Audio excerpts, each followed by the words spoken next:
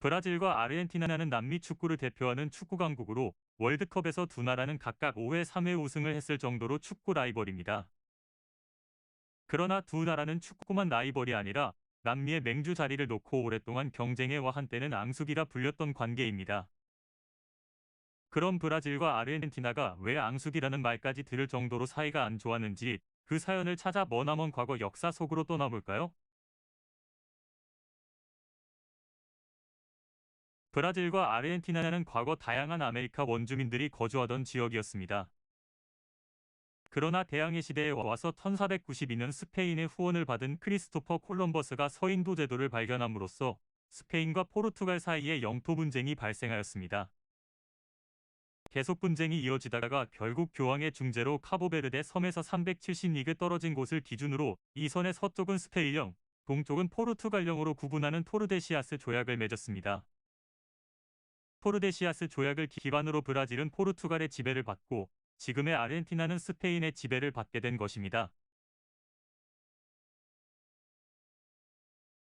1816년 아르헨티나는 스페인에서 독립했고 브라질은 포르투갈 왕국의 영토로 남아 있었다가 1822년 독립했습니다.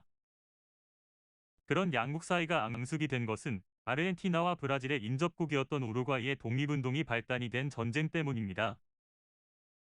본래 우루과이는 이웃국가인 아르헨티나와 함께 스페인의 식민지인 리오데라플라타 부왕령의 일부였으나 스페인 식민지들이 붕괴되는 틈을 타 1810년 독립을 선언하였습니다. 그런데 강력한 중앙정부를 지향하는 중앙정부의 반발에 반다오리엔탈 등 동부 지역이 연방동맹을 결성하고 중앙정부에 맞서면서 리오데라플라타 연합주가 분열되는 상황까지 갑니다. 이러한 상황은 남쪽의 부에노스아이레스뿐만 아니라 북쪽에 위치한 브라질의 포르투갈 식민지 정부의 불안감을 샀습니다. 결국 포르투갈은 브라질로 공화주의가 전파되는 것을 차단하고 히우그란지두술 등 브라질 남부 지역의 지배권을 확고하게 하기 위해 1816년 전격적으로 반다오리엔탈을 침공하였습니다.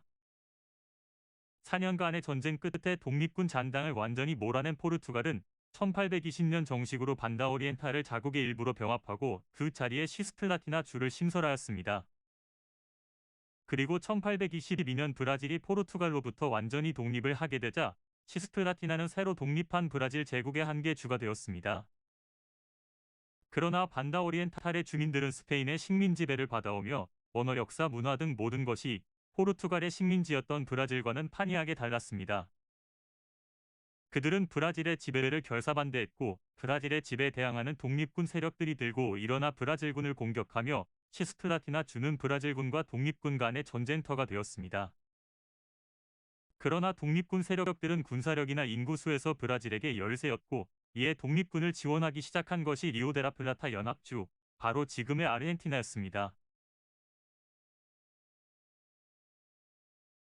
전쟁이 시작되자 연합주 해군에 비해 압도적인 규모를 가졌던 브라질 해군이 라플라타 강을 봉쇄하고 부에노스아이레스의 무역을 차단하자 연합주 해군은 라플라타 강을 봉쇄한 브라질 해군을 상대로 돌파를 시도하고 파타고니아 남쪽에 있던 사략선들을 동원해 브라질 상선들을 공격하는 방식으로 대응했습니다.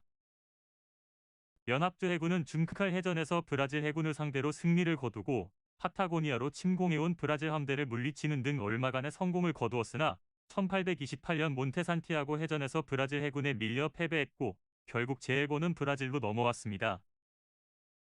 육지에서는 연합주군이 라플라타 강을 건너 시스플라티나를 점령하고 브라질 영내로 진격하자 황제 페드로 1세가 연합주의 공세에 반격하기 위해 브라질 전역에서 병사들을 모집하여 직접 친정에 나섰습니다.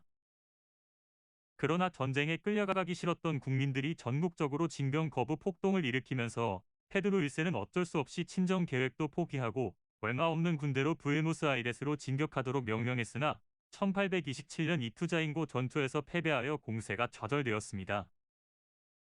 하지만 연합주 역시 이 전투의 여파로 공세를 이어갈 여력을 상실하고 브라질 영내에서 철수했습니다.